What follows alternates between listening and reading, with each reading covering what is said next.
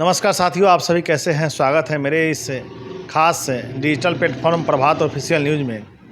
दोस्तों, आज हम जिक्र करने जा रहे हैं पर्यावरण को लेकर, क्योंकि आज 5 अप्रैल है और 5 अप्रैल को ही आप अनुभव करते होंगे कि मई जून की तरह गर्मी लग रही है। गर्मी का अनुभव लोगों को सता रहा है और गर्मी की वजह से सबसे ज़्यादा दिक्कत छोटे छोटे बच्चों को होती है जो स्कूल जाते हैं।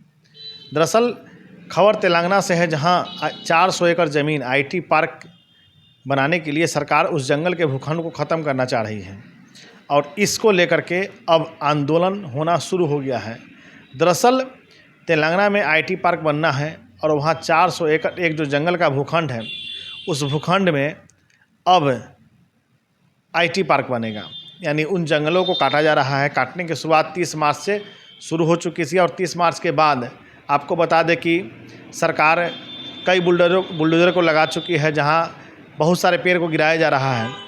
इसका विरोध वहां के छात्रों ने करना शुरू कर दिया है, क्योंकि यह भूखंड यूनिवर्सिटी से सटे हुए है, जहां छात्र का मूवमेंट था, छात्र सक्रिय थे और इस भूखंड को लेकर के छात्रों का ऐसा डर है कि इस जंगल को ख़त्म कर देने से पर्यावरण को नुकसान पहुँचेगा, पर्यावरण को हानि पहुँचेगी। सरकार के पास तो ऐसे कई भूखंड हैं जहाँ पर जंगल नहीं है और वहाँ पर आईटी पार्क बनाया जा सकता है। सरकार का यह तर्क है। इसको लेकर के माननीय सुप्रीम कोर्ट में यह मामला अब चल रहा है और सुप्रीम कोर्ट ने पेड़ों की कटाई पर रोक लगा दी है।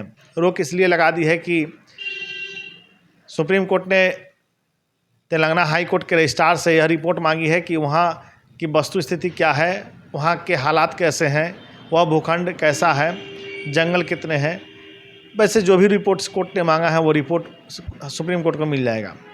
लेकिन इस बीच जो सबसे महत्वपूर्ण खबर यह आ रही है कि आखिर आईटी पार्क के नाम पर जंगल को ही काटना ज़रूरी क्यों है।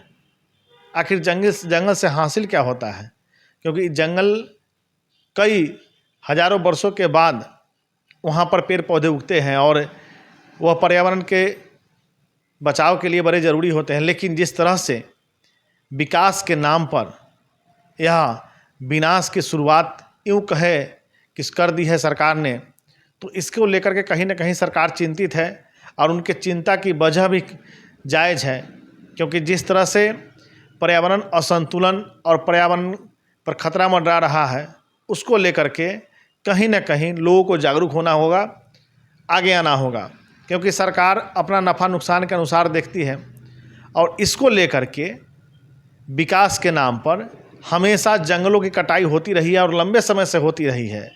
यह एक सिर्फ तेलंगाना का मामला नहीं है।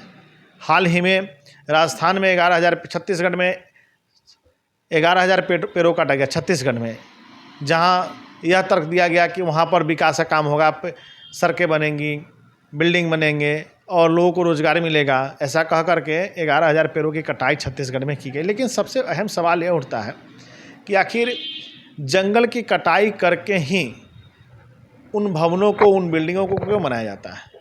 हासिल क्या होता है उस जंगलों को काटने के बाद।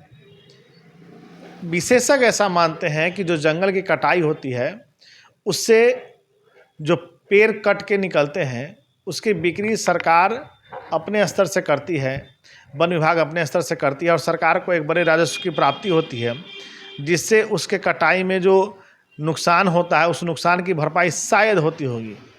और यही वजह है कि हर राज्य में जहाँ के युवा कॉन्शस है और रोज़गार की मांग करते हैं, रोज़गार को लेकर के आंदोलन रहते हैं और रोज़गार को लेकर के सरकार का मुद्दा बना हुआ रहता है, वहाँ पर होता क्या है कि सरकार कुछ ऐसे काम के लिए स्टेप ले लेती है जो गाहे बगाहे लोगों को न्यायालय के शरण में जाना पड़ता है। मामला तेलंगाना का है और वहाँ आईटी पार्क बनना है, 400 एकड़ ज़मीन की बात चल रही है।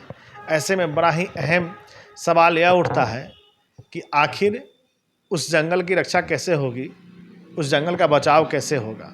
यह एक बड़ा महत्वपूर्ण मुद्दा है और इन मुद्दों को लेकर के हमने आपके समक्ष जो बातें रखी हैं, सुप्रीम कोर्ट में उसकी सुनवाई चल रही है और जो भी निर्णय होगा आपके सामने होगा।